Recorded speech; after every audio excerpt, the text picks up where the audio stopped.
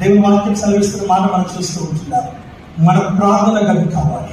ఆ ప్రార్థన జీవితం ఎప్పుడైతే మనం కలిగి ఉంటామో నిజంగా ఆశీర్వాదం నిన్ను వెతుక్కుంటూ వస్తుంది, దీవెనలు వెతుక్కుంటూ వస్తాయి, మేలు వెతుక్కుంటూ వస్తాయి, ఆరోగ్యం వెతుక్కుంటూ వస్తుంది.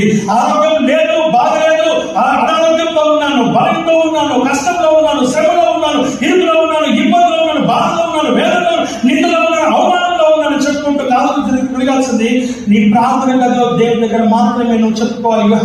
You must have connection with your God. నీకు నీ దేవుడికి అనుబంధం కలిగిన బిడ్డగానే ఉండాలి.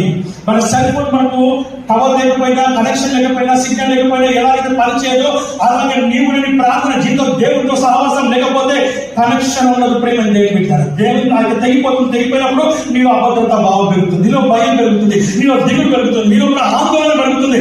నీ లోపల అనేకమైనటువంటి అన్ని పెరిగి ఏమైపోతావు అంటే బీపీ రేజ్ అవుతుంది, అనారోగ్య పాలవుతావు, చచ్చిపోతావు, చెప్పలేము. ప్రేమ దేవుని పెట్టారు. కాబట్టి వాక్యం సెలవిస్తా ఉంది, ఇందువల్ల నేను తెలుసుకున్న దేవునికి భయపడు వాడమని.